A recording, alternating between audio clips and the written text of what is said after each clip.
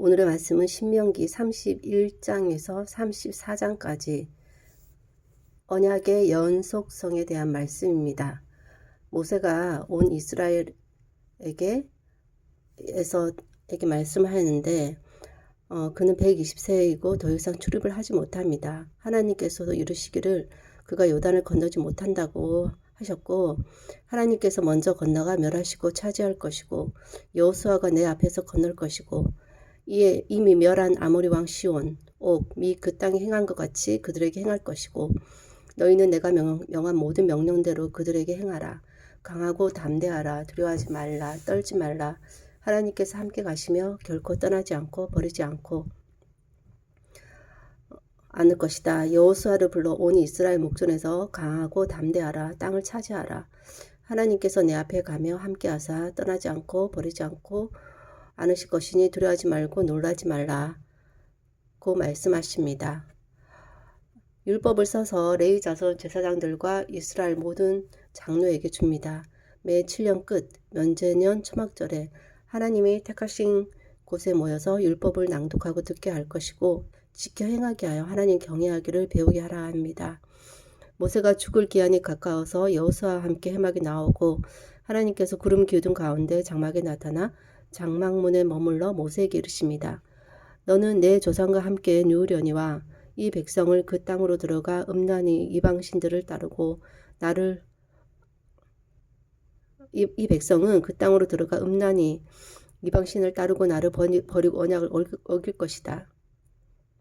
내가 진노하여 버리고 얼굴을 숨겨 보이지 않게 할 것이다. 그들이 삼킴을 당하여 재앙 환난이 임할 것이다.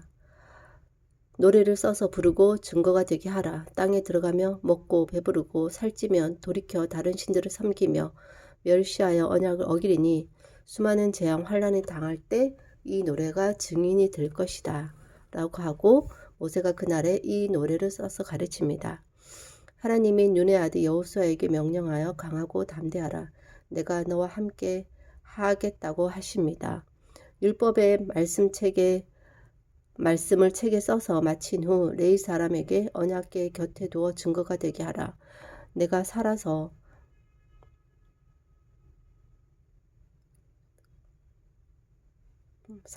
함께 있어도 거역하였는데 하물며 죽은 뒤에는 더할 것이다. 내가 죽은 후에 너희가 스스로 부패하여 하나님의 명령한 길을 떠나 하나님 목전에서 악을 행하여 경록케 함으로 재앙을 당하리라. 그 이후에 모세가 이스라엘 총회에 이 노래 말씀을 끝까지 읽어 들리고 하늘 땅은 귀를 기울여 내 말을 들으라. 담비 같은 교문이 된다. 하나님의 이름을 전파하라. 하나님께 위엄을 돌릴지어다 하면서 32장부터 모세의 노래가 쭉 나오고 있습니다.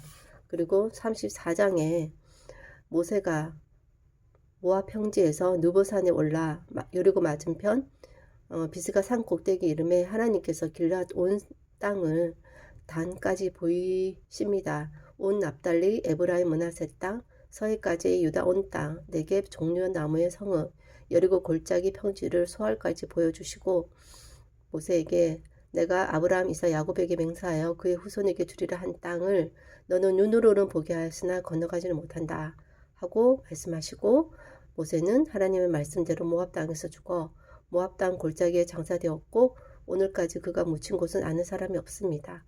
그는 120세에 죽었고 그의 눈은 흐리지 않고 기력이 제하지 아니하였습니다. 모세를 30일 동안 애곡하였고 모세가 눈의 아들 여호수아에게 안수하며 그에게 지혜의 영이 충만하여 이스라엘 자손이 여호수아의 말을 순종합니다. 그 후에는 모세와 같은 선지자가 없었다. 모세는 하나님께 대면하여 아시던 자다. 하나님께서 그를 애굽 땅에 보내사 바로와 모든 신하 온 땅에 모든 이적 기사 큰 권능 위엄을 행하게 하심에 온 이스라엘 목전에서 그것을 행한 자이다. 라는 말씀입니다. 중간에 모세의 노래는 나중에 기록하기로 하고 오늘은 모세가 가나안 땅을 바라는 보지만 건너가지 못하는 모든 상황과 그리고 여호수아에게 위임되어지고 여호수아가 강하고 담대하게 그 마음을 먹고 행하고 그 백성은 그에게 순종해야 한다는 거, 그런 모든 부분에 대해서 모세가 모든 마무리까지 다 해주는 내용입니다. 하지만 모세도 알았고 하나님도 압니다. 그들이 그 땅에 건너갔을 때는 하나님을 따르기보다 그 땅의 신을 따르고, 모세가 그들과 함께 있었을 때도 거역하였는데 죽은 뒤에는 더할 것이라는 거 알고, 이미 하나님께서는 그들이 불순종해서 하나님을 떠나 음란히 다른 신을 섬겨서 하나님을 경노케 하고 함으로 환난과 재앙이 임할 것이다 라는 것이 그 땅을 건너가 차지하기 전부터 모세도 알고 하나님도 알고, 아마 이스라엘 백성도 지금은 아니다라고 생각했을지라도 결국은 그렇게 될 것이다라고 생각했을지도 모르겠습니다. 이집트에 나올 때 하나님께서 행하신 그 놀라운 이적들을 눈으로 보고, 또 광야의 땅을 건너면서도 하나님께서 함께 하셨던 것을 체험함에도 불구하고 거역함으로 그 40년 동안 모든 성인 남자가 다 죽고 이제 그 후손이 그 땅을 건너가게 되는데, 결국은 그들도 그 조상들처럼 그렇게 행할 것이라는 것은 이미 예언이 아니라 그냥 이것이 자연법칙이 아닌가 하는 생각이 듭니다. 하지만 그 중에서도 모세처럼 하나님의 뜻에 끝까지 그래도 따랐던 모세와 같은 이가 일어나지 못할 정도로 그런 위대한 지도자, 또 그에게 여호수아가 있어서 그 뜻을 이어받아 행할 수 있는 여호수아 같은 사람도 있고, 아무리 많은 사람들이 불순종하여 하나님의 심판을 자초한다 할지라도 또 그것을 하나님께로 다시 돌이키기를 애쓰는 또 소수의 사람이, 믿음의 사람이 있다는 것을 기억하면서 어느 편에 설 것인가, 나 자신을 스스로 하나님 앞에 늘 두지 않는다면 많은 사람들처럼 그렇게 흘러가게 될 것이지만, 나 스스로를 늘 하나님 앞에 둔다면 모세나 여호수아나 그 소수의 사람들처럼 또 하나님의 뜻을 이어가는데 쓰임받는 사람이 될 수 있다는 것을 믿고, 오늘도 내가 선택해서 어느 길에 설 것인가를 결단하며 나아가는 하루가 되기를 바랍니다. 하나님, 모세조차도 그 가나안 땅을 눈으로 보기는 했지만 들어가지는 못하는 그런 운명에 처할 수밖에 없었는데, 어떤 면에서 봤을 때 하나님의 뜻에 완전히 충족되는 사람은 이 세상에 역사적으로 어느 누구도 없다는 생각이 듭니다.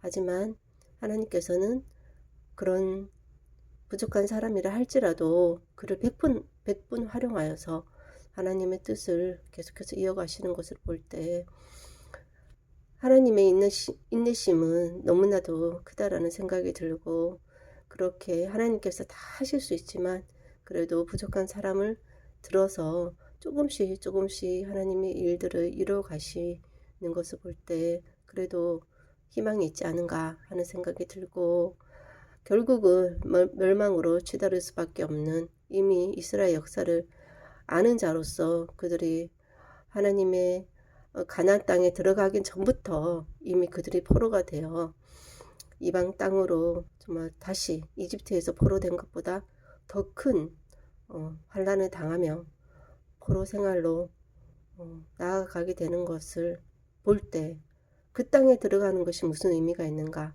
결국은 포로가 되어서 하나님을 반역하는 자가 될 터인데 하는 생각이 들지만, 그럼에도 불구하고